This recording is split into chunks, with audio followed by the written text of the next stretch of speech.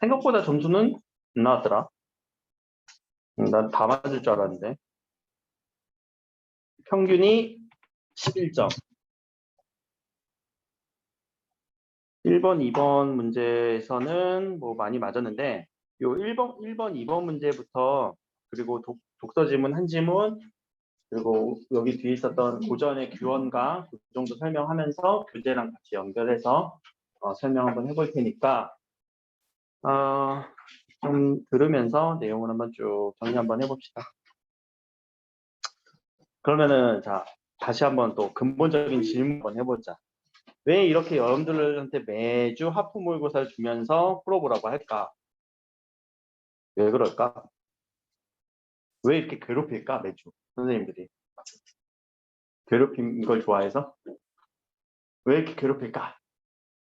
그러면은 자, 여러분들 이제 국어의 우리 4가지 영역이 머릿속에 다 잡혀 있어야 돼요. 1학기 때 어느 과목 배웠니? 응? 광동고 문학 배웠지? 의고 뭐 배웠어? 독서 배웠지? 자, 이렇게 2가지 영역이 있고, 또 앞으로 여러분들 3학년 때 선택해야 되는 거 언매와 화작. 그럼 각각은 문학에 걸맞는 독해 방법이 있을 거고, 독서에 걸맞는 독해 방법이 있을 거고, 언매에 걸맞는 거, 화작에 걸맞는 독해 방법들이 다 같을까 다를까? 물론 근본은 같겠지만 테크닉적으로는 좀 다를 거란 말이에요. 분명히 다를 거란 말이야. 그러면은 자 12번 문제 같은 경우는 12번 1번부터 2번 문제 같은 경우는 여러분들 보기에 이거 어떤 영역이 들어가는 것 같아? 그치, 나리오 대담이라고 하는 화작 영역이죠. 그러면 요 화작에 대한 우리 독해를 이제는 조금 정립을 해놔갖고 넘어가는 게 좋을 것 같아요. 그리고 여러분들 3학년 때 이제 선택할 때 언매 선택할 거냐 화작 선택할 거냐 물론 학교마다 좀 차이는 있는데 광동고 같은 경우는 화작 선택하면 화작만 배웠지. 언매 선택하면 언매만 배우고. 의고 같은 경우는 언매 선택, 화작 선택을 둘 다 하래. 그래서 과목이 2개가 돼, 국어가. 국어가 2과목으로 펼쳐져요. 근데 그거는 그 해 연도에 따라서 달라지는 거야. 의여고도 마찬가지로 뭘 선택할지는 그 해 연도에 따라서 달라지는 게 화법과 작문 선택했다고 해서 그 해 연도에 화법과 작문을 가르치느냐? 그러지도 않아요. 의고는 문학했어요. 경민고 같은 경우는 작년에 독서라고 해서 독서를 가르쳤느냐? 아니, 문학을 가르쳤어요. 매년 달라져요, 그 패턴은. 근데 그렇게도 허용되는 게 교육과정 재구성이라고 해서 교육부에서 허가를 했어. 걸맞춰서 가르쳐라. 학교에서 알아서. 그러니까 선생님들이 자신 있는 걸 가르치거나 아니면은 아이들한테 도움이 되는 걸 가르치거나 혹은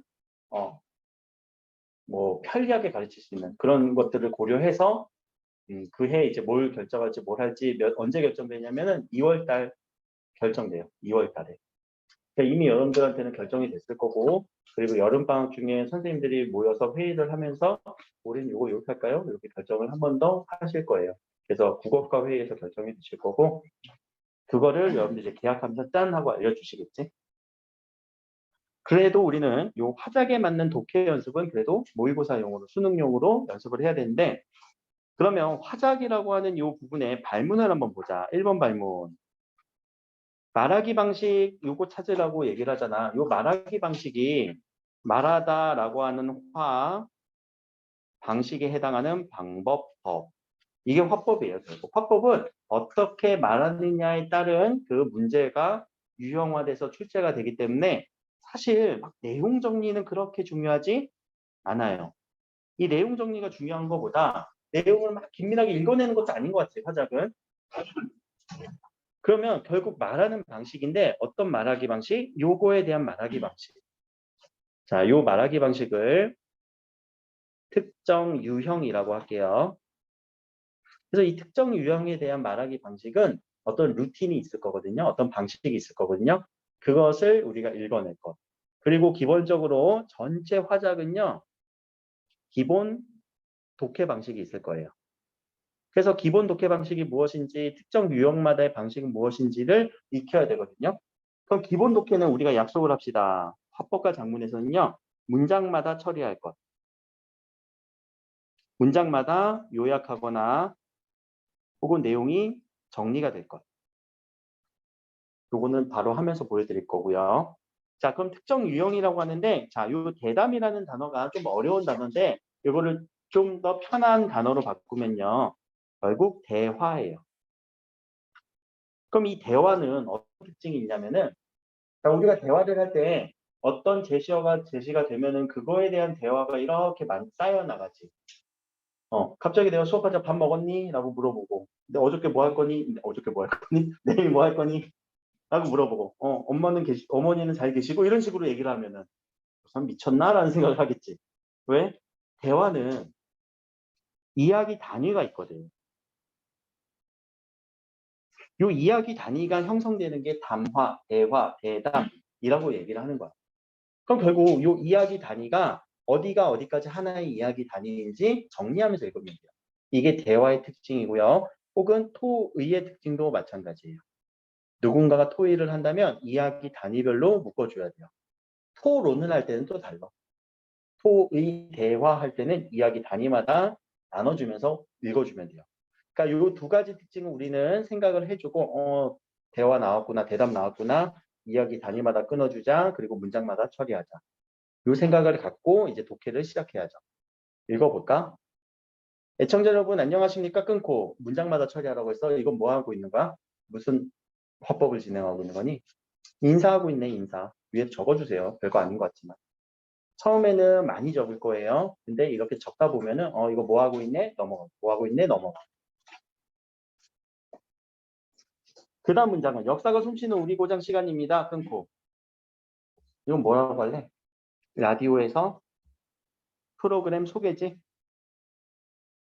지금 프로그램 소개. 이번 프로그램은 이겁니다.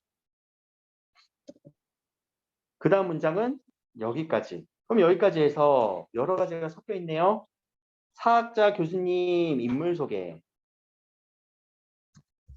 강화 지역의 역사라고 하는 이번 대담의 주제. 하나 더. 자, 여기에 이어진 문장이라는 게 보이죠? 그럼 앞부분도 정리해야지. 이거는 뭐야? 이번 해로 이거에 대한 알아보는 시간을 가지려고 합니다. 이 주제를 선택하게 된 이유. 이번에 강화도 조약이 체결된 140주년이니까 그래서 우리 이 강화 지역의 역사에 대해서 한번 알아볼게요. 어떤 이유가 되지 않을까? 혹은 뭐 될 수도 있다라고 하는 부분이겠죠. 자, 그러면 이렇게 정리가 됐다면요. 이 A 부분은 문제가 풀릴 거예요. 자, 진행제는 화제 선정, 뭐 선정했어요? 아까 주제, 이게 화제 선정이겠죠. 배경은 어디 나왔어요? 이유에 나왔겠죠. 그래서 안내하고 있습니다. 라는 내용, 맞는 내용이겠죠. 이렇게 대응시켜서 우리가 문제 풀어주고 막 끝나고 넘어가면 되는 거죠. 자, 그리고 여기까지 안녕하세요. 인사를 나누고 있네요. 자, 먼저라는 이 표지는 눈에 들어와야 돼요. 제가 이거 지금 뭐라고 얘기했어요? 표지라고 얘기를 했죠. 표지의 뜻은? 표지의 뜻은? 3주 연속 내기하는 것 같은데? 표시 지정. 표시해주는 지점. 뭘 표시해주고 있어? 먼저 순서. 자, 순서 표지라고, 순서 표지. 끊어서 얘기하면. 자, 순서 표지니까 끊어줘야 되겠지? 여기까지. 그럼 앞부분까지 정리하고 넘어갈까? 자, 담화, 이야기 단위마다 정리하는 거예요. 소개하는 거겠네. 그치? 소개로 이렇게 크게 요약을 해줘도 될 것 같고, 뭐 안내하는 거겠네. 그렇게 얘기를 해도 될 것 같아. 그 다음에 이제 먼저라는 이 표지를 보고 나서 무슨 내용이 잡히는지 봅시다. 먼저 강화도 조약에 대한 이야기 할게요. 그리고 강화도 조약은 어떤 의미가 있나요? 질문을 하고 있네요. 뭐에 대한 질문? 강화도 조약과 그것에 대한 의미 질문. 자, 그럼 사학자가 얘들아 역사학자야. 네. 방금 조약이라고 하셨는데 그거는 잘못된 건 아니지만 사실은 이거입니다. 라고 해서 약간의 우리를 조정해주고 있어요. 혹은 뭐 수정해주고 있는 것 같아요. 사실은 이게 더 정식 명칭이야. 그리고 그것에 대한 최초의 근대식 조약이기도 하면서 치해법권을 인정한 불평등 조약이다라고 하는 어떤 내용 설명을 하고 있죠. 옆에 제가 이렇게 쓰는 게 한 문장 한 문장에 대한 요약 정리인 거예요. 합법과 방문에서. 그럼 이렇게 요약 정리가 됐다라고 한다면 자, B 부분을 또 가서 맞춰보세요. 사학자는 진행자의 질문에 대해서 질문했죠. 구체적 정보 수정 조정해줬고 내용 설명해줬고 구체적 정보를 제공했다. 자, 대응이 되지? 그러면 얘도 맞는 선택지. 자, 이게 합법과 작문에서 요구되는 여러분들 이렇게 능력이에요. 이 정도는 다 할 수 있어 사실. 안 그러니? 자, 진행자 2. 그 다음에 그럼 자, 그 다음에 요 강화도 조약을 얘기했는데 그러면은 이어지는 내용인지 달라지는 내용인지 보면은 치외법권이라고 하는 이 단어를 가지고 치외법권이라고 하는 내용에 대해서 조금 더 자세하게 설명하고 있죠. 그러니까 아직은 내용이 끊기지는 않았어요. 자, 그래서 이런 내용이죠 라고 해서 자신이 알고 있는 것에 대한 질문을 하고 있어요. 확인을 하고 있어요. 그렇죠? 확인 질문이지. 그리고 그것에 대해서 네, 맞아요 라고 동의해주고 맞다라고 얘기를 하고 있고 그 다음에 그 뒷문장은 어떤 느낌이 있어? 그 내용에 대해서 여기서 범죄 저지르면은 우리나라가 처벌 못해. 그것에 대한 어떤 의미가 있대? 아픈 장면이에요. 그래서 요 강화도 조약 또는 조일, 수호, 조규에 대한 어떤 이 사학자의 생각이죠. 사학자의 생각.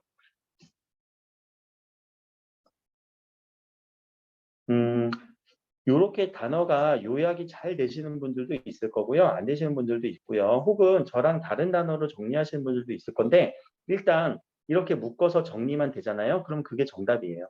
이거는 딱히 정답이 있다 없다가 판별되는 게 아니라 스스로가 묶어서 생각해 줄 수 있냐, 요약해 줄 수 있냐 그 능력이 필요한 거지. 저랑 똑같은 단어 안 써줘도 괜찮아요. 여러분들 멋대로 쓰면 안 되고 내용에 맞춰서 써줘야 돼. 자, 그리고 여기서 하지만이라는 단어, 하지만 강화도는 이런 아픈 역사만 간직하고 있는 게 아니야 라는 요 표지를 통해서 요거는 이제 또 내용 전환에 대한 표지겠지. 이런 표지를 통해서 이야기가 달라진다라는 것을 우리는 볼 수 있으니까 여기까지 내용을 그러면 요약 정리하면은 누구에 대한 이야기? 강화도. 언제 이야기? 조선시대 혹은 강화도 조약. 강화도 조약과 관련된 조선시대와 이야기다. 라고 담화 단위로 정리해 주시고 이야기 단위로 정리해 주시고 자 이제 사학자가 내용을 전환한다고 했죠. 아픈 역사 얘기하는 게 아니라 다른 얘기 하겠지. 그래 진행자는 그럼 그거 조금 더 얘기해 줄래요? 라고 옆에서 뭔가 더 부추겨 주고 있고 그래요? 조금 더 얘기해 주실래요? 라고 설명을 요구하고 있고요. 그래서 몽골의 침입에 맞서 40년 가까이 항쟁했던 임시수도였습니다는 고려시대 이야기를 하고 있죠.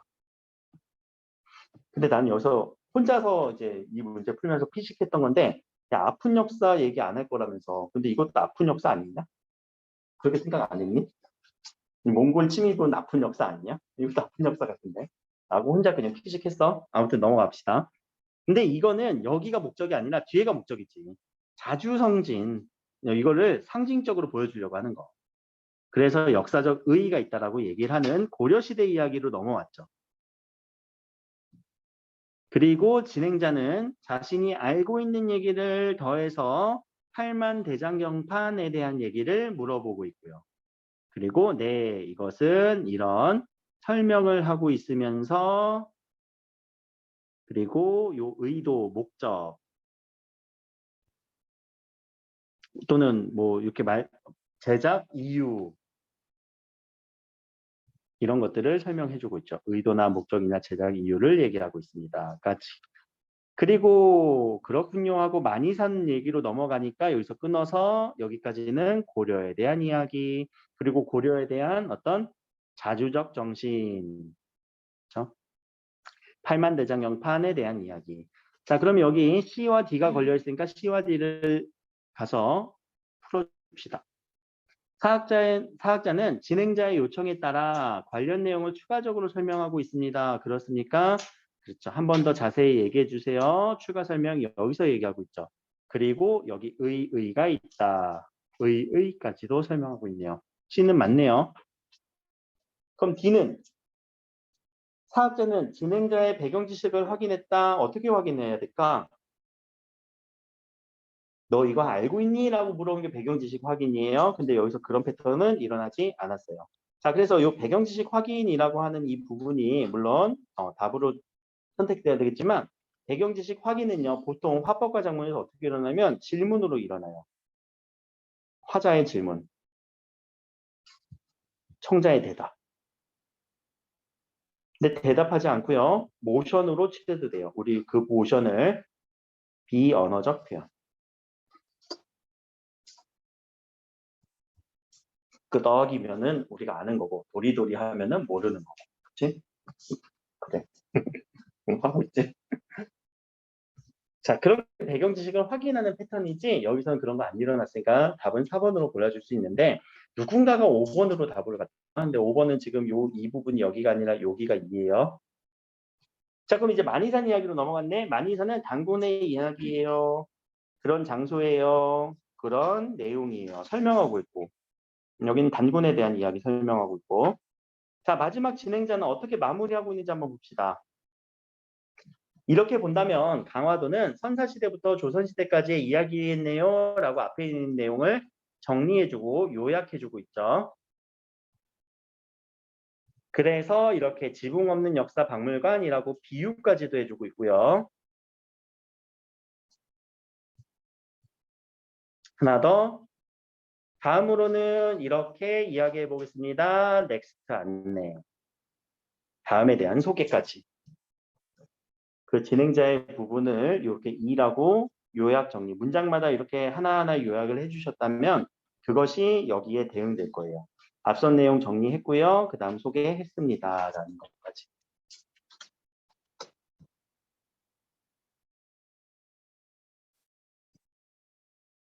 자, 어디? 가로 청자의 대답과 비언어적 행동. 질문을 하면요. 청자가 대답을 할 거고요. 또는 청자가 혹은 비언어적 행동을 할 거예요.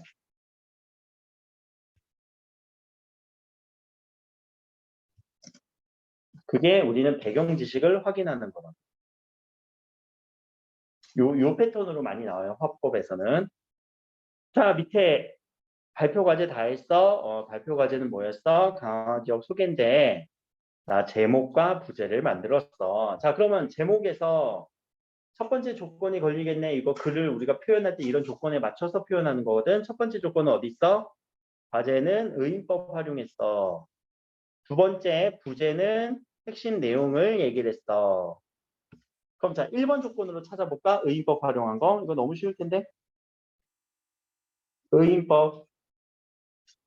살아있는 대상으로 설명하는 거. 증인. 또 다른 거 있니? 기억하는 고장? 우리 역사를 기억하고 있구나. 그럴 수도 있겠다. 기억하다라는 게 하나의 의인법이니까. 또 그 외에 없네요. 그럼 자, 답은 벌써 이렇게 압축이 될 거고. 두 번째, 핵심 내용을 바탕으로 써보자. 핵심 내용, 선사시대부터 고려, 조선에 대한 내용이다. 핵심 내용 맞는 것 같고. 니은은 선사시대 집터를 중심으로 그러면은 고려시대 이야기 포함 안 되지, 조선시대 이야기 포함 안 되지. 그러면은 얘는 틀렸고. 답은 1번. 자, 조건에 맞춰서 항상 풀어주는 패턴도 많이 나와요. 합법과 작문에서. 자, 이렇게 자세하게 읽은 이유는 합법과 작문에 대한 설명은 여러분들 문제 풀면서 익혀보라는 얘기가 따로 공부할 수가 없어요. 얘네들. 알겠죠? 자, 넘어갑시다. 여기부터는 이제 독서 영역이니까 독서 영역에 대해서는 간만에 우리가 많이 모였으니까 다시 한번 또 얘기를 할게요. 순서가 좀 있어야 돼. 우리가 독서 능력들이 다 다를 거야. 독해 능력이 다 다를 거야. 그치? 독해 능력이 다른 이유는 먼저 문장이 정리가 되어야 되는데 이 정리가 안 되는 사람들이 있어요. 무슨 문장이 이래? 어려워? 그러면 정리하고 넘어가야 되는데 이 문장 정리를 독해라고 또는 해독이라고도 얘기를 해요. 해독하다. 문장을 해독하다라는 수준. 근데 문장 정리가 되고 난 다음에 우리는 어떤 대상의 특징들을 정리해야 되거든. 특징들이 뭐가 있구나, 뭐가 있구나, 뭐가 있구나, 뭐가 있구나 정리가 돼야 되거든. 문장 정리가 안 되면은 특징 정리도 당연히 안 될 거예요. 그러니까 이 연습을 꾸준히 해야 되고 지금 저는 여기에 지금 초점을 맞추고 있거든요. 이렇게. 그러고 난다면 대상 간에 혹은 문단 간에 비교라던가 대조 혹은 글의 전개가 파악이 될 거예요. 그러고 나서 풀 수 있는 문제가 뭐냐면 3점짜리 사고력 확인 문제가 풀리기도 해요. 물론 이거 뒤죽박죽 섞여서 3점짜리 문제는 풀리는데 다른 문제 틀릴 수도 있거든. 사고력 문제는 추론하거나 적용하는 문제들. 근데 앞부분에 이런 것들이 없는데 이런 문제가 그냥 풀린다? 그러진 않을 거야. 혹시 모르지. 아, 두 개인 것 같은데 느낌적인 느낌으로 찍었는데 맞은 경우도 있겠지. 근데 명확하게 풀어내야 돼. 그래서 매주 이렇게 모의고사를 여러분들한테 주는 이유는 지금 제한된 시간 안에 여러분들이 빠르게 독해해보라는 연습이고 이 독해를 해보라는 연습 문제가 고2 수준이죠. 여러분들한테 주는 문제는 고2 수준이에요. 그런데 우리가 지금 수업에서 사용하거나 또는 과제 왜 이렇게 안 하니? 과제 해야 돼. 과제로 주어진 이 문제들은요. 고3 지문이에요. 매주 하프 모의고사는. 그러면은 왜 시험을 더 쉽게 냈을까? 또는 왜 여러분들한테 수업을 하는 내용과 과제를 왜 이렇게 어렵게 했을까? 왜 그랬을까? 자, 요 수업을 하면서 또는 과제를 하면서 여러분들 고민해야 돼. 그리고 연습해야 돼. 그렇게 했을 때, 아, 이런 방법으로 하니까 이렇게 잘 되네. 이 느낌, 효능감을 느껴야 되거든. 고민하고 연습한 그 부분이 시험에서 우리가 효능감이 느껴져야 이게 잘 되는 느낌이 들어야 공부 좀 했다라는 느낌이 들거든요. 자, 요 위에 있는 이 독해 과정이요.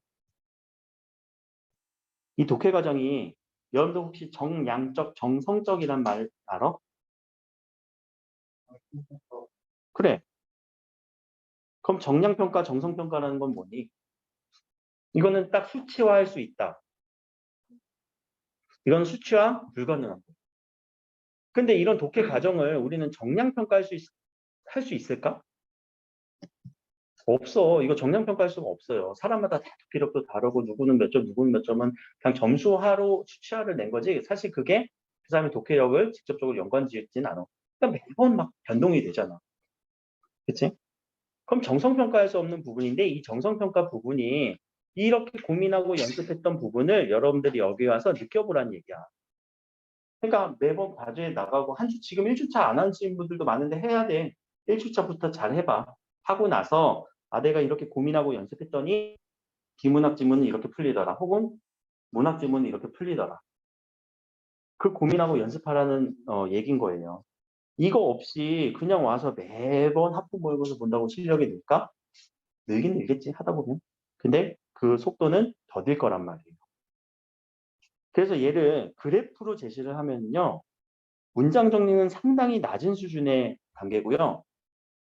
이렇게 올라가다 이렇게 올라가다 이렇게 올라가는 국어의 독해력 그래프를 보통 대부분 다 이렇게 얘기를 해요. 국어의 그래프는요. 어떤 S자 형식의 또는 계단 형식의 이런 과정을 그려요. 그러니까 여러분들이 한 계단 올라가기 위해서는 수많은 노력과 연습이 필요하고 그 다음에 또 노력과 연습이 필요할 거야. 그러니까 그 연습을 하셔야 된다는 얘기고 자 그래서 오늘은 다시 한번 이 부분부터 시작을 해서 이 부분까지 이어지는 그 맥락을 글을 읽어볼게요. 물론 이렇게 읽는 사람들이 대부분이겠지만 아닌 분들이 있으니까 얘기하는 거예요. 자, 첫 번째. 이 단은 여기까지 끝날 거고 자, 몇 개의 문장이니 문장부터 찾아보자. 문장부터 독해내자. 몇 개의 문장? 두 개.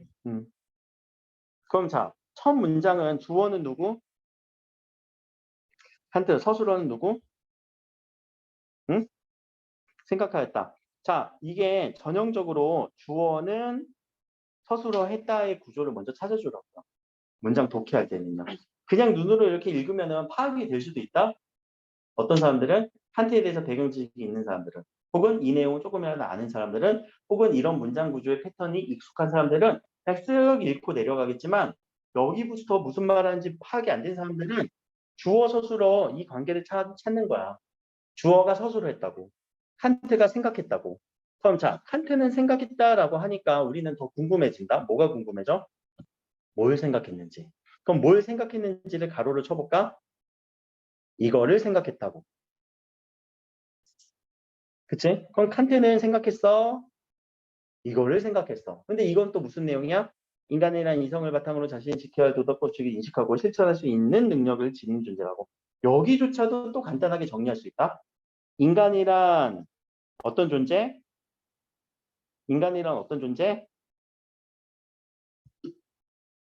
간단하게. 실천 능력을, 그치. 실천 능력을 가진 존재. 그럼 또 여기는 가로쳐줘야지. 자, 문장이 이렇게 복잡해요. 아는 문장 안에 안긴 문장 안에 안긴 문장을 준단 말이야. 여러분들 고등학교 지문이. 왜 이렇게 줄까? 어려우라고, 복잡하게. 그거를 측정하는 게 독해력이라고 물어보는 거야. 그러니까 문장 정리가 되니 내용 파악되니. 그럼 자, 인간이란 실천 능력인데 그 실천 능력에 대한 내용은 뭐예요? 이성을 바탕으로 도덕 법칙 인식하고 실천하는 게 실천 능력이다. 그러면은 크게 보면은 자, 칸트는 생각했대. 뭐 인간은 실천 능력이 있는 존재라고 생각했대. 라고 하는 게 큰 내용에서 문장이 정리가 된 거죠. 해독이 된 거죠. 아, 칸트는 이렇게 생각했구나. 인간은 실천 능력이 있는 존재로. 근데 이제 실천 능력을 뭐라고 설명해. 실천 능력은 뭐라고? 이성을 바탕으로 실천하는. 자, 그렇게 문장을 단위별로 문장 구조별로 나눠서 해서 자, 그리고라는 이 표지, 또 표지, 이거 표지예요, 표지.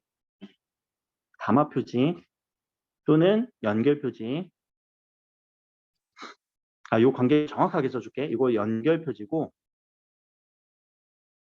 요 표지에 대해서도 처리 잘 하셔야 되는데 크게 보면 다 표지라고 얘기를 하고요. 담화 표지라고도 얘기를 해요. 담화라는 건 이야기 속에서 드러나는 표시하는 지점들인데 순서 표지일 수도 있어. 혹은 관계 표지일 수도 있어. 또는 그 관계 속에서 연결을 하는 건지 혹은 대조를 나타내 주는 건지.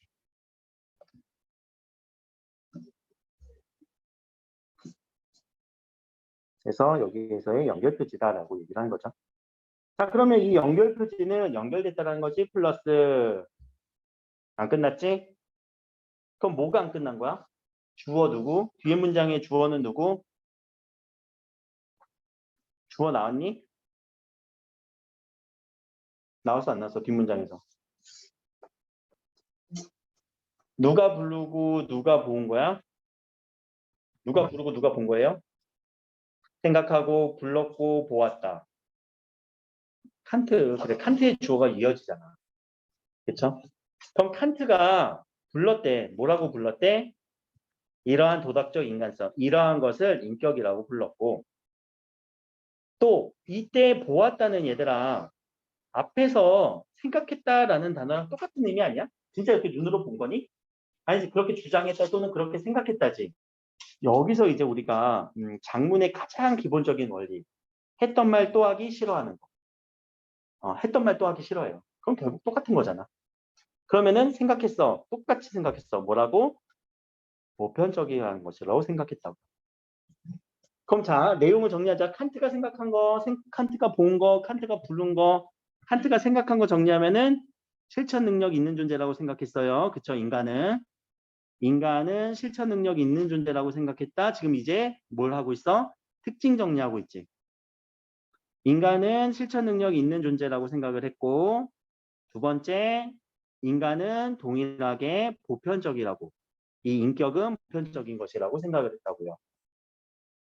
세 가지로 정리하셔야 되고 두 가지로 정리하셔야 돼요. 1번 인간은 실천 능력이 있다. 2번 인간은 인격은 보편적이다. 세 가지로 정리하실 분들은 이것은 인격이다 라고 하나 더 정리하셔도 되죠.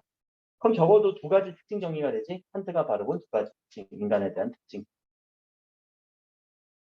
문장 정리, 문장을 독해하고 정리하는 순간 어떤 대상의 특징까지도 파악이 되는 이 부분을 계속 지금 연습을 하고 있는 거예요.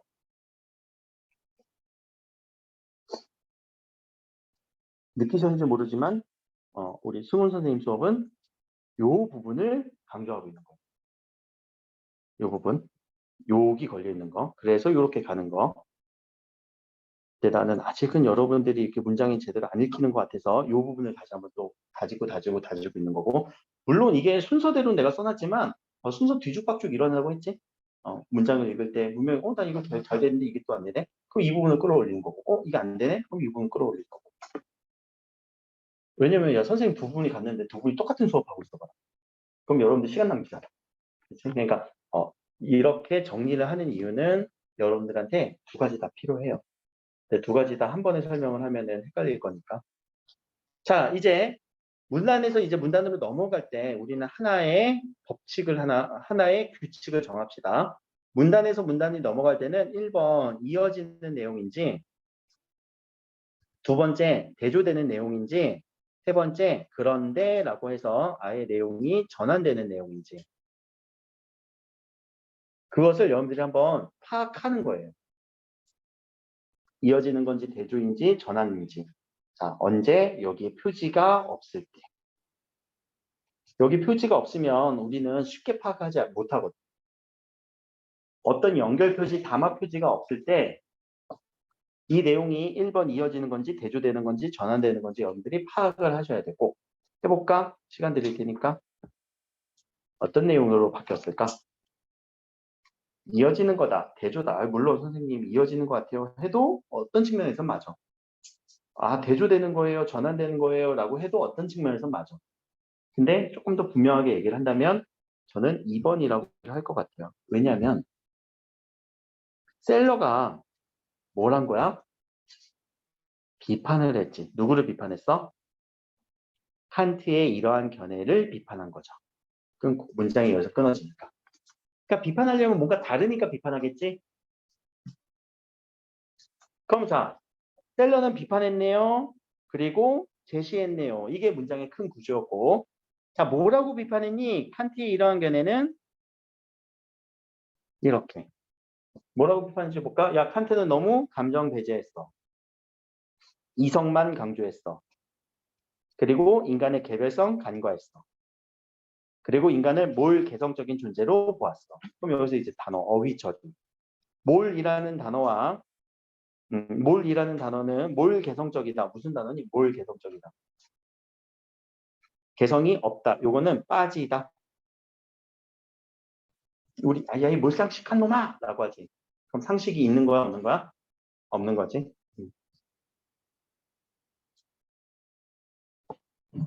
그 점을 비판했으니까 이거는 셀러의 입장에서 칸트를 비판할 때 그리고 새로운 인격 개념을 제시하였다. 문장이 끊어지면서 우린 자연스럽게 알겠지? 새로운 이제 인격 개념을 얘기하겠지?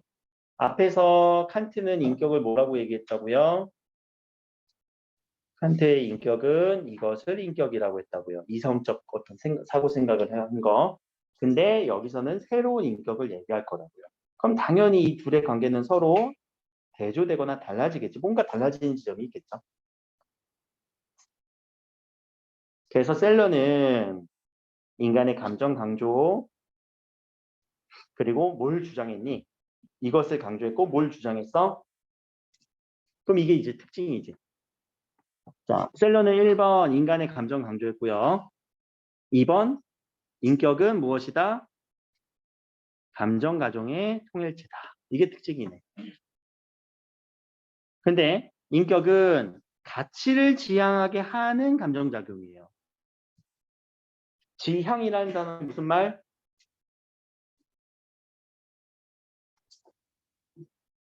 자, 차이 있죠? 이거는 내가 여러 번 얘기했으니까 뭐 모르는 사람은 없을 건데 지향은 향하는 거예요.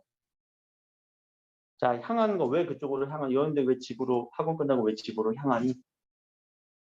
집은 좋은 곳이니까. 그치? 향하는 건 좋은 곳.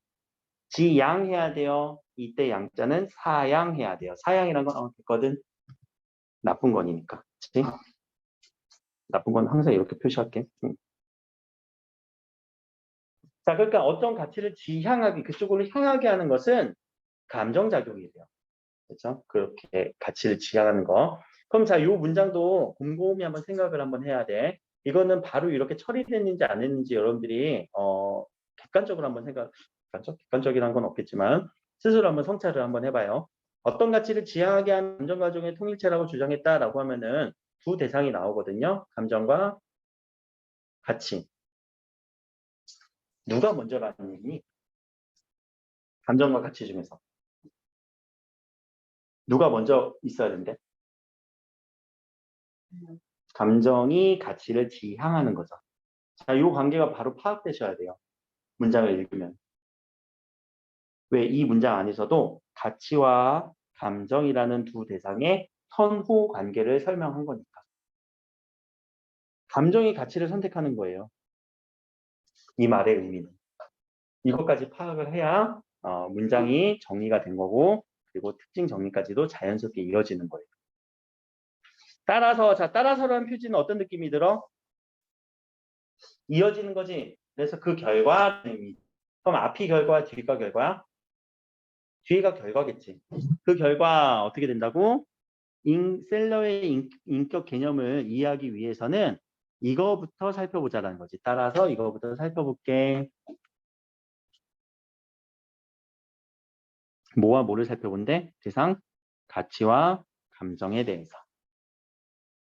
왜? 인격을 이렇게 설명했으니까. 인격은 이렇게 설명했으니까. 그럼 가치와 감정을 살펴볼게 하는 얘기로 다음 문단이 1, 2, 3 패턴 중에 이어지겠죠. 그렇죠? 셀러의 이야기를 좀 더 자세하게 이어서 얘기를 하겠죠. 문단과 문단의 파악은. 자, 이게 지금 말로 설명하니까 되게 오래 걸린 것 같지만 여러분들 이런 부분들이 몸에 배어 있어서 처리가 되면서 넘어가야지 그게 좋기가 빨라지는 부분이에요. 그러니까 부단히 연습을 해라고요. 그럼 오늘은 또 가서 그래 셀러와 칸트에 대해서 배웠어. 칸트는 이랬고 셀러는 이랬고가 아니라 복습을 할 때 선생님이 뭐라 했더라? 내용 정리하고 문장 정리하면서 거기서 특징 파악하고 이 얘기를 하는 거지. 이 독해 방법을 연습하는 거지. 칸트에 대한 내용 정리, 셀러에 대한 내용 정리는 안 해도 돼요. 알겠죠? 내용을 공부하는 게 아니라 방법을 공부하는 거예요. 자, 그러면 셀러는 가치가 경험 이전에 존재하기 때문에 선험적이라고 보았다. 자, 셀러는 보았다. 뭘 본 거예요? 뭐가 뭐래? 가치는 선험적. 자, 여기서 이제 어휘. 선험 무슨 단어니? 선험. 모르는 단어 나왔구나. 자, 선험이라고 할 때 험자가 험난하다 이게 아니라 경험이에요. 선자는 선 먼저. 그럼 이제 여기서 독해를 또 해야 돼. 선험은 또 뭐야? 먼저 경험하라는 얘기야. 뭐란 얘기야? 자, 이때 우리가 이제 한문 공부를 내가 중요하게 여기지는 않는데 뭐 한자 공부하라는 얘기는 안 할 건데 한문의 패턴이 뭐냐면 영어의 패턴이라는 게 있어요. 서술어가 먼저 나와요. 동사가 먼저 나와요. 주어 동사 느낌이에요. 근데 주어가 빠지는 경우가 더 많아요. 그래서 우리는 여기가 서술어의 느낌이 잡혀요. 그럼 경험보다 먼저다. 그게 선언적의 뜻이에요. 독서라는 단어도 우리 어떻게 해석하니? 독서, 글, 책을 읽다. 여기가 서술어 자리란 말이에요. 우리 어떤 단어를 파악할 때. 그렇게 단어를 제가 뭐 한문 공부, 한자 공부하자는 게 아니라 이렇게 얘기를 하면 그렇구나라고 그냥 이해만 하면 돼요. 그러니까 경험보다 먼저라는 단어가 선언이야. 여기가 서술어지 먼저 선. 자, 가치가 경험 이전에 존재하기 때문에 선언적이라고요. 경험하지 않아도 그런 가치를 알 수 있다 없다? 있다. 자, 이게 1번 특징이지? 가치는 선험적이다. 1번 특징. 그리고 가치는 2번 객관적인 위계 질서가 있다. 두 번째 특징. 그럼 객관적인 위계 질서에 대한 얘기를 조금 더 구체적으로 쭉 설명. 여기까지. 여기까지 그럼 구체적인 설명은 어때? 유용과 관련된 가치는 낮은 가치. 유용한 게 낮은 가치라고? 이상한데? 그럼 정리. 이상해. 유용함, 낮은 가치. 도덕성과 관련된 정신적 가치는 정신적을 높게 치는구나.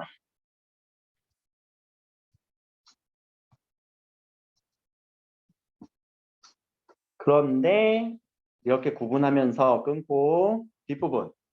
이러한 가치의 위계 질서를 직관적으로 파악하는 것이 감정이라고요. 얘네들 파악하는 것이 뭐라고요? 감정이 어떻게 파악한다고?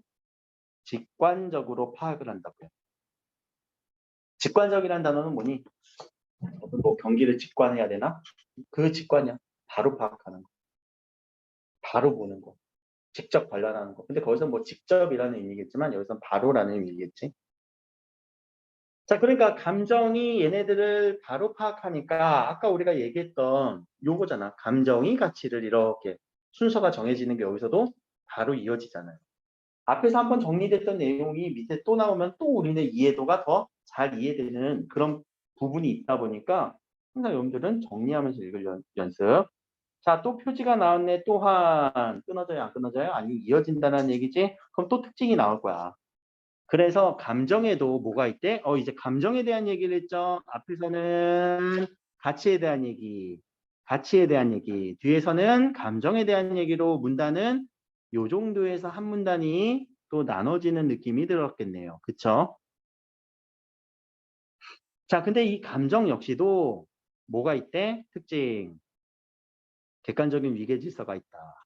그래서 낮은 감정은 낮은 가치를 선택하고요. 높은 감정은 높은 가치를 선택한다고 보았습니다.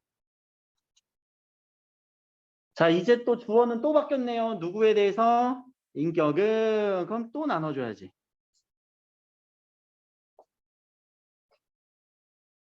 한 문단을 분석을 할 때 뭐 두 개로 나눠줘도 되고 세 개로 나눠줘도 되니까. 주어가 바뀌면 우리가 일단 내용을 끊어줘야 돼. 가치는 어떠하다. 여기까지 설명을 했고 감정은 어떠하다. 여기까지 설명을 했고 인격은 어떠하다. 이렇게 설명을 하는 거죠. 자, 그러니까 끊어지는 게 잘 끊어질수록 뭐가 잘 되는 거예요? 정리가 잘 돼요. 문장 정리가 너무나 잘 될 거야. 잘 끊어주면. 근데 그렇게 되면은 뭐까지 파악이 된다고요? 대상 특징 정리가 잘 될 거란 말이에요. 알겠죠? 요 둘은 아주 긴밀하게 연결되어 있는 거야. 정리가 안 되신 분들은 문장 정리를 잘 해보는 연습부터. 자, 그럼 인격의 특징. 인격은 감정작용을 통해 더 높은 가치를 선택하면 선, 그리고 낮은 가치를 선택하면 내용. 그치? 인격은 그러면 이 감정을 가지고 가치를 선택하는 것이 인격의 모습이구나.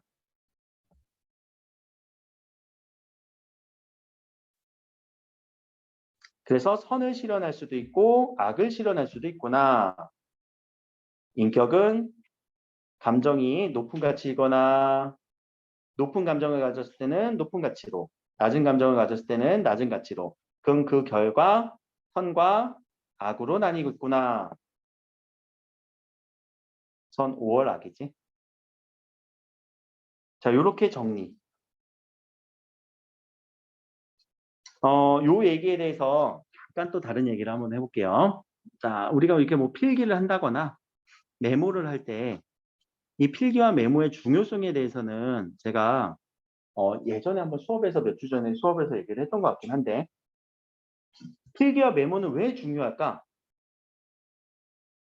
어떤 글을 읽을 때 자, 여러분들 글의 내용을 메모한다고 생각을 해봅시다.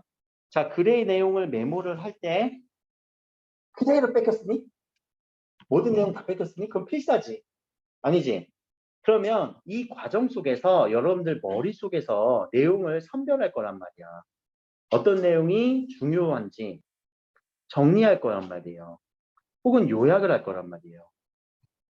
그럼 이 과정이요. 매우 중요한 고등 정신 능력이에요.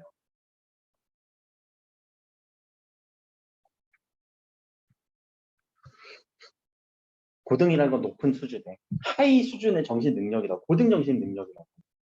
근데 우리는 이런 거 없이 그냥 글을 눈으로만 읽잖아.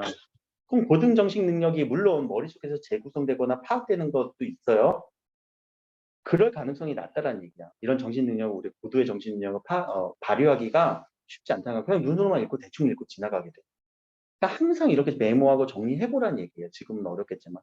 그래서 굳이 제가 그 앞에 화법 지문 읽는 그 방법을 옆에다 이렇게 쓰는 이유가 해보라는 얘기야. 그럼 이것들이 계속 연습이 되면서 집에 가서 연습을 해야 될지 과제장에서 연습하고 들고 와서 또 한번 발휘 한번 해보고. 그렇게 되면 여러분들 이해력이 높아져. 독해야 결국. 이게 독해거든.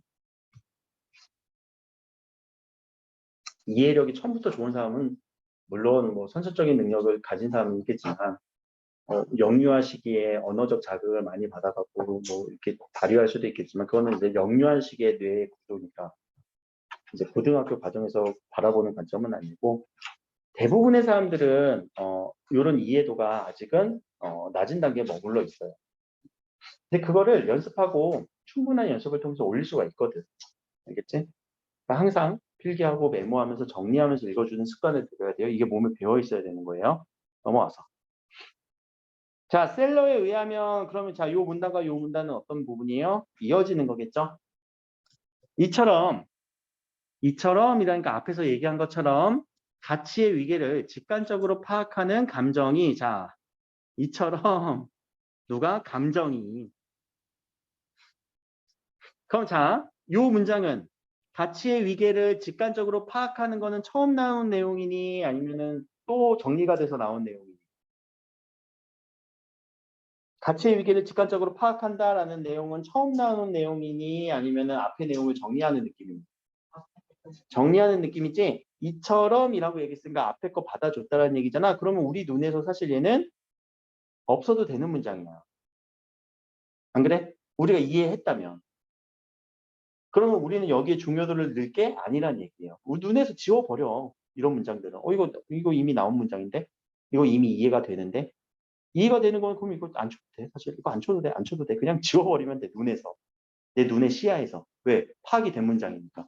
파악이 안 될 때만 정리해야지. 뭘 이걸 정리할 필요가 뭐 있겠어.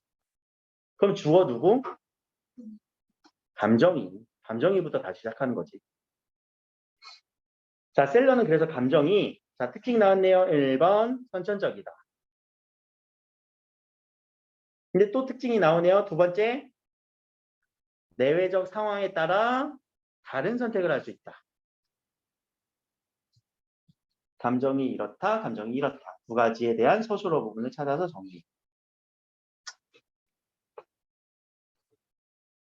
근데 언제가 선이래? 구애받지 않고 높은 가치 선택하는 게 선. 굴하지 않고 정신적 가치 선택하는 게 선. 그리고 그 선으로 이끄는 감정이 사랑이라고 보았다까지 잠깐만 보자. 그럼 여기서는 누가 나왔냐면 가치 선택을 할 거예요. 그렇죠? 그리고 어떤 감정, 그 감정이 가치를 선택을 할 건데 그런 감정이 사랑이라고 한다면 그리고 선을 선택한다면 얘네들은 도식화가 될 거예요. 가장 먼저 시작하는 게 뭐야? 사랑. 이 사랑은 어떤 가치를 선택할 거라고? 높은 가치. 이렇게 선택하는 것이 선이라고 하는 도식화를 그려줄 수 있겠지. 사람은 높은 가치를 선택한다고. 높은 가치라고 쓰자. 자, 반대로라는 표시니까 반대로 얘기하겠네. 그치? 대조가 되겠네요. 대조도 정리해볼까? 미움이라는 감정이 있는데 미움은 어떻게 한대요? 방해한다고. 방해할 거야. 그래서 위계를 잘못 파악하도록 왜곡시킬 거야. 그럼 우리가 선택하는 거는 악이겠지. 혹은 뭐 여기서는 맹목이라고 얘기는 했네. 맹목이라는 단어는 무슨 단어니? 맹목적이다. 맹자가 맹인을 얘기한 거예요. 보지 못하게끔 방해하는 거예요. 너무 한쪽으로만 딱 보이게. 자, 그래서 이런 내용을 정리하는 거, 이런 내용을 정리하면서 읽는 거. 정리를 하는 과정에서 여러분들 머릿속에서는 아, 이게 중요해라는 생각, 고등정신 능력을 발휘할 것이고 그것을 이렇게 손으로써 표시를 해준다면 어렵지 않게 정리가 될 겁니다. 자, 마지막이니까 뭐 마무리하는 내용이겠네. 자, 이처럼 인간의 감정이 어떤 가치를 지향할 때 인격은 달라지는 특징 그대로 한 번 더 정리하고 있죠. 그래서 보편적인 것이 아니라 개별적인 것이다. 인격은 개별적인 것이다. 보편적은 누가 얘기했니? 아까 보편적이라고 한 거는 칸트, 그치? 이건 칸트의 얘기. 이렇게 정리해주면 더 명확하게 대조가 되죠. 그리고 사랑을 통해 선을 선택한다. 이건 정리했던 내용이었고 따라서 높은 감정을 통해 높은 감정을 추구하는 노력이 중요하다. 그래서 도덕교육을 정립했다. 도덕교육을 해서 마음속에 뭘 쌓자고? 사랑을 쌓자 이런 말로도 연결될 수 있겠지. 자, 옆으로 가서 이제 문제를 풀어봅시다. 문제도 정확하게 이제 읽어주는 연습을 해야 돼요. 문제 발문 연습. 자, 내용이 아닌 것은 이라고 얼핏 보면은 내용일치 문제 같거든? 근데 내용일치 문제가 아니죠. 이거는 중심 내용 찾기예요. 중심 내용 찾기는 딱 집어서 얘기할 수 있어야 돼요. 어느 부분에서 지문에서 얘기한 내용으로. 인격에 대해서 칸트는 뭐라고 얘기해? 인격에 대해서 이성을 발휘해서 하는 거라고 얘기했지. 대략적으로 짚히면 돼. 얘기됐고. 셀러가 말하는 가치의 특징은 가치는 어떻게 특징이 돼? 감정에 의해서 선택이 된대. 그치? 가치의 특징. 그리고 위계 질서가 있대. 여기서 얘기했잖아. 두 번째 부분에서 있고. 감정의 역할은 어떤 역할을 하니? 가치를 선택하게 해. 인격의 개념에 대해서 셀러는 비판을 했지? 이 얘기 나왔네. 중심 내용이 아닌 것은 3번. 도덕교육의 한계가 있었대? 아직 그런 얘기 없었어. 중심 내용 찾기는 이렇게 대략적인 내용으로 짚어주면서 풀어줄 수 있어야 되고요. 자, 요게 이제 내용일치 부분이죠. 셀러의 주장과 일치하지 않은 거 내용일치 부분이에요. 자, 내용일치 부분은 맞다 아니다로 판별할 수 있으니까 답이 몇 번으로 갈 수 있니? 어디가 틀렸어? 1번 어디가 틀렸어? 인격과 감정은 서로 X, 독립적인 X가 쳐져야 되겠죠. 나머지는 그럼 지문에서 근거를 찾아주셔야 돼요. 연습하실 때는. 둘 다 위계질서 있다라고 얘기를 했고. 자, 5번. 자, 그러면 5번을 보자. 영희가 A에 가면은 이거는 나쁜 거고 B로 가면 착한 거지. 왜? 착취, 이 도덕적 가치를 선택했을 때 이거는 비도덕적인 유용함만 선택한 거고 유용함을 선택하는 건 금전적 이득, 유용함, 그것은 낮은 가치일 거고 정당한 대가를 지불하고 선을 택한 거고 이 선을 택했다라는 거는 높은 가치를 선택하는 거고 자 이렇게 보기를 분석하고 난 다음에 선택을 해주시면은 A에서 선택하면은 낮은 가치 선택한 거 맞고요. 비싼 가치 상관없이 하면은 B를 선택하면은 선을 실현했다, 높은 가치 실현했다 맞고요. A와 B를 선택한 거 다 인격의 감정작용의 선택에 의한 것이다 라고 얘기를 한 거 맞을 것 같은데 4번은 왜 틀렸니? 4번. 선천적으로 없다라고 얘기 안 했을걸? 자, 누구의 관점에서? 셀러의 입장에서. 셀러는, 자, 감정은 어떤 특징이 있다고 했어? 아까 특징 정리했지? 자, 근거 찾아줘야 돼. 선천적으로 주어져 있다. 선천적으로 없다. 자, 이 내용이 확실하게 차이가 되니까 오답으로 찾아줄 수 있는 근거가 되겠죠? 결국 근거 찾기예요. 넘어갑시다. 요 부분들은 나중에 설명 다시 할 기회가 있나? 아무튼 비문학부터 연습해 보시고 고전 같이 한번 해봅시다.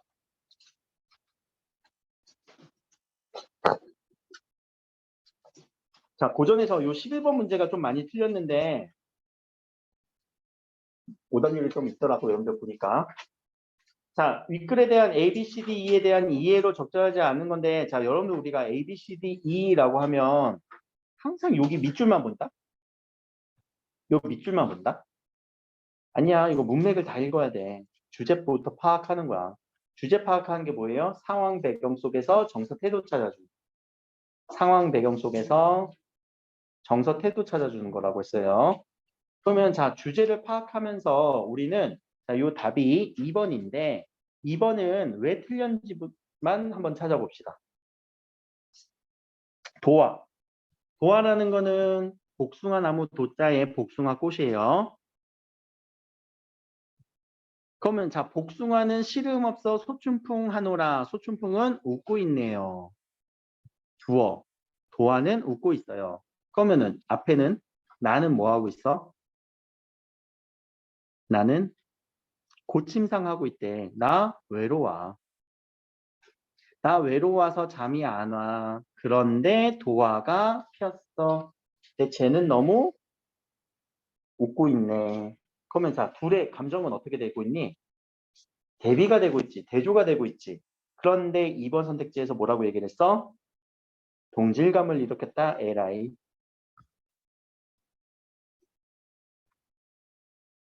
자, 틀린 이유는 우리가 맥락을 맞춰서 누가 뭐 하는데 누가 어떻다라고 하는 주어 서술어 관계 명확하게 찾아주시고 독해 주신 다음에 정서 상황 찾아주시면은 내용이 파악이 될 거예요. 그런 가운데 하나 더. 이런 도화에 대한 우리 문학적 개념이 객관적 상관물이라는 게 떠오르면 너무 좋지. 왜? 화자의 정서와 대비되는 다른 대상의 물체, 정서를 환기시켜주는 물체. 그래서 우리는 객관적 상관물이라고 하는 문학 개념으로 정리가 된다면 그 개념이 확실한 데에 의해서 문학이 독해가 되는 걸 좀 베스트라고 볼 수 있잖아요.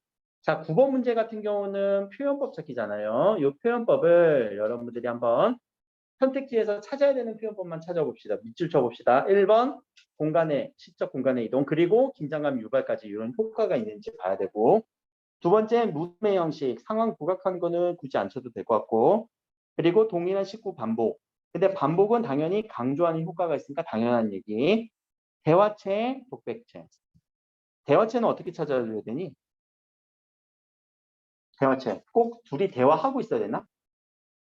아니에요. 대화체는요. 혼자 말을 걸어도 대화체예요. 여봐라 이보게 라고 말을 걸어도 대화체예요.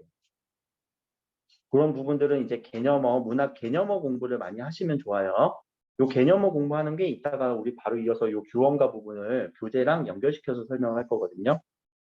자, 밑에도 5번 감정의 절제, 단호한 의지 표출 이런 것들을 시에서 찾는 연습을 많이 하셔야 돼요.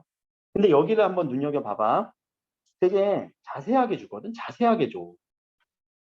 이런 부분들을 우리한테 선택지를 좀 자세하게 주는 느낌인데 요거 바로 이어서 이따가 규원가랑 연결시켜서 볼게. 요거 하나 눈에 좀 담아두세요. 되게 자세하게 뒀어요. 우리 공간의 이동이다 뭐 이런 식으로. 이게 자세한 게 고3 지문에서는 자세하게 주지 않아요. 되게 불친절해. 그러니까 여러분들 3학년 때 가면 이게 적응이 안 된다. 미리 적응해야지. 자, 10번 문제 같은 경우는 2번이 틀렸어요. 나만 틀렸거든요. 그럼 나에서도 임과 함께하기 위해 시간이 빨리 흐르기를 바라고 있다라는 건데 이게 진짜 그 상황인지를 봐야지. 앞뒤 문맥에 의해서. 임과 함께하기 위해 빨리 바라는 시간인가? 아니야. 이 사람 이 얼굴 리터드로 100년기야. 이제 결혼했거든요. 근데 조물주가 나를 시샘해서 그런지 옛날에 꽃 같은 얼굴이 어디 가고 지금 있다는 얘기야 없다는 얘기야? 없다. 지금은 가증스러운 얼굴이 됐대. 그래서 내 얼굴 내가 보니까 참 괴하대, 참 괴상하대 또는 아주 괴기하대. 그럼 지금 현재 상황은 나는 못난이라고 얘기를 한 거예요. 나 지금 못생겼구나. 그렇게 해서 자 규원가를 아시는 분들은 하게 될 거예요. 남편은 바람났어가 되는 거지. 그치? 막 집을 나가서 바람나 보지. 그런 상황에 대한 어떤 한탄. 그러면 자 여기서 봄바람 가을에 겨울에 북 지나가듯이라고 하는 것은 빨리 흐기를 바라는 것이 절대 아니겠죠.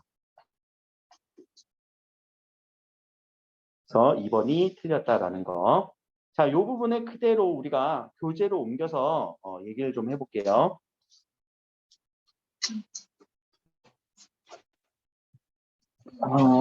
교재. 자, 교재 116페이지 펴주세요. 다 있지? 우리 교재. 자, 여기도 규형가가 나오네요.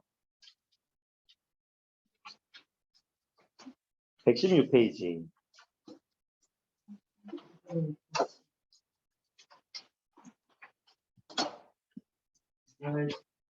또 우리가 이런 고전 문학 할 때는 이런 장르 혹은 갈래적 특징을 좀 알고 있으면 좀 좋아요. 자, 요 가사라고 하는 이 작품은요, 사음보 연속체로 이어진 자신의 정서, 이야기, 운율, 산문 이런 특징들이 다 있어. 가사의 특징이거든. 그래서 얘는 당연히 우리는 가사는 운문에 넣기도 하지만 운율이 있는 문장이다. 공우배필은 못 빨아도 군자오고 원하더니 사음보라고 하는 운율이 느껴져. 근데 산문처럼 내용을 아주 길게 써. 이게 정서도 나와. 아까 외롭고 참귀하다라는 정서도 나오지만 서사성도 일어나요. 이 서사를 우리가 서정이라고 할게요. 미안해요. 서정. 서사가 다 일어나는 아주 복잡한 양식의 아주 어려운 장르예요. 다 찾아줘야 되거든. 근데 그나마 우리한테 위로가 되는 게 산문의 특징이 풀어서 설명을 하는 거거든. 그래서 설명을 함축성보다는 이 함축이 좀 떨어질 수가 있어. 원래 우리가 시가 어려운 게 되게 많은 함축, 엄청 높은 상징을 부여하면 어렵잖아. 해석이 안 되니까. 근데 이 산문적인 특징 때문에 읽기만 한다면, 잘 읽으면 가사는 읽혀요. 그래서 읽을 때 이 운문의 느낌을 살려서 구 단위로 읽으라고 시조도 마찬가지고 가사도 마찬가지고 제가 항상 얘기하죠. 공우배필은 못 바라도 나 이거 바라지 않았는데 군자 호구는 원했어. 그래서 삼생의 원업인지 아니면 또는 달 아래의 연분인지 장한유업의 경박자를 꿈같이 만났대. 근데 장한유업의 경박자, 경박자라는 단어에서 자자만 빼면은 경박이라는 단어가 무슨 의미니? 왜 이렇게 경박하니? 무슨 느낌이야? 경박자. 산티나니? 그래, 왜 이렇게 산티나니? 그 산티나는 사람 만났다고. 잘 해석했네, 현대어로. 현대어로 잘 해석했지. 행동이 가벼운 사람 우린 경박. 경자가 가벼울 경자에 박자가 얇을 박자거든. 그냥 산티 나는 거야. 그래서 당신의 마음을 내가 살아오는 디디는 왜 마음이 용심이 마음 씀씀이거든요. 마음을 왜 살아오는 디디는 듯했대? 걱정되니까. 왜 산티 나는 사람 만나니까. 그치? 자, 그런데 3호 28 겨우 지나. 자, 구구단이에요. 3호 15 28에 16 15살 16살 지나서 천연여질 전로인이 아름다움이 이렇게 발현이 돼서 이 얼굴 이 태도로 백년기약하였더니. 자, 이렇게 내용을 구단위로 읽으면 무슨 내용인지 파악이 그나마 될 것이다. 그리고 아까 읽었던 그 부분이죠. 시를 읽는 방법도 연습을 해야 되고. 자, 이제 얘기하는 거.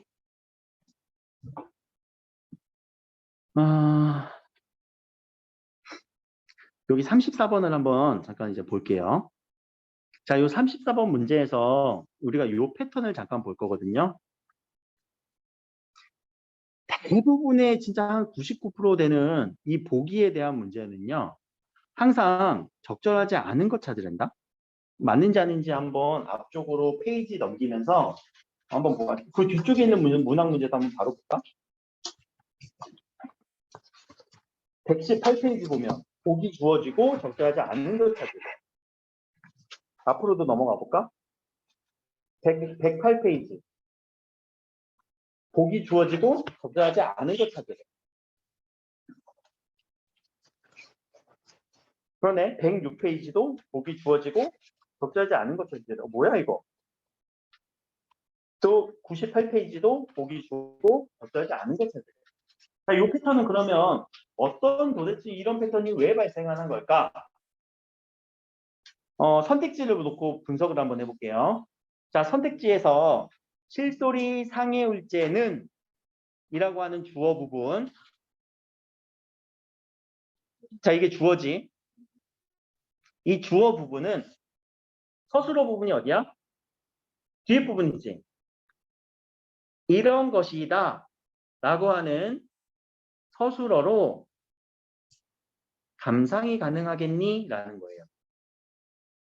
이 주어 부분에 해당하는 내용은 서술어 부분에 해당하는 내용으로 감상이 적절하겠니? 그렇게 감상해낼 수 있겠니? 라는 문제예요. 그래서 결국 이 보기에 맞춰서 이 작품을 감상했을 때 적절하지 않은 거는 감상이 그렇게 가능하겠니? 이거는 적절한 거. 가능하지 않는다라는 거는 틀린 거. 그런 문제거든. 그럼 결국 적절하지 않은 거 찾으라는 거는 그렇게 감상할 수 없는 걸 찾으라는 얘기야. 그렇지? 근데 그렇게 감상이 가능하겠다라는 이 부분이 문학에서 얘기하는 개연성이에요. 개연성이 있다 없다로 찾으라는 얘기야. 개연성이라는 건 가능성이잖아. 우리가 어떤 작품을 감상할 때 네 감상만 맞고 내 감상은 틀리니? 아니야, 내 감상도 맞을 수 있잖아. 그러니까 그런 것을 원천 차단하는 부분을 찾으는 거야. 이거는 어느 누구나 생각해도 이렇게 해석되지 않는 부분이 있을 거야. 그 문제를 찾아. 그래서 적절하지 않는 거는 하나만 틀리게 내거든요. 왜냐면 적절한 거 다 4개 내는 게 더 편해. 선생님들은. 또는 출제자들은.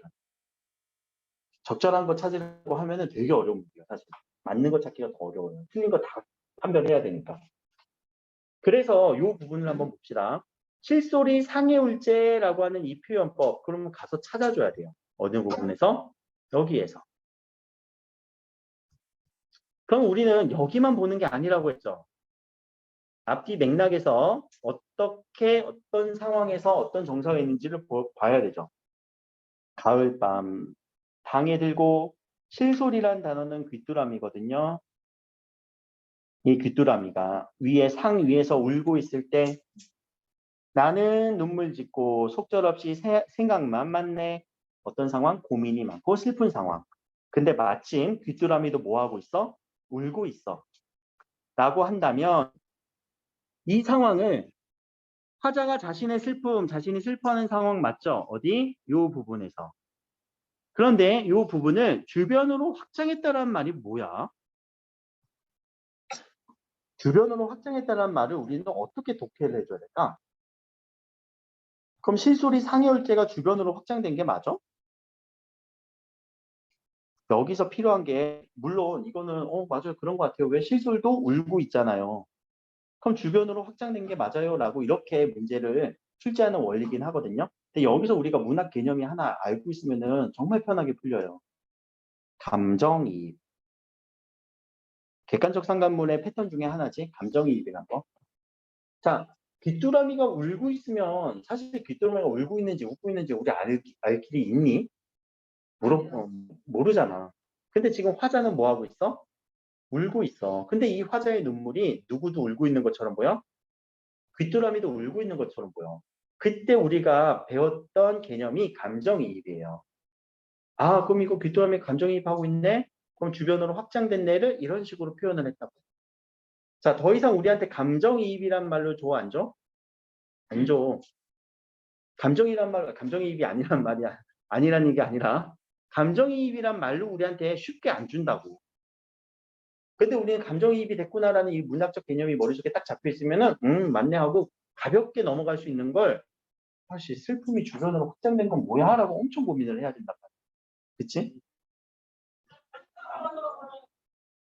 자, 두 번째도, 부용장이 적막하니 뉘기에 들릴 소니라는 이 부분을 가서 찾아주시고, 그럼 이 부분은, 이 주어 부분은 뒤에 이렇게 해석할 수 있는지를 생각해 보는 거지.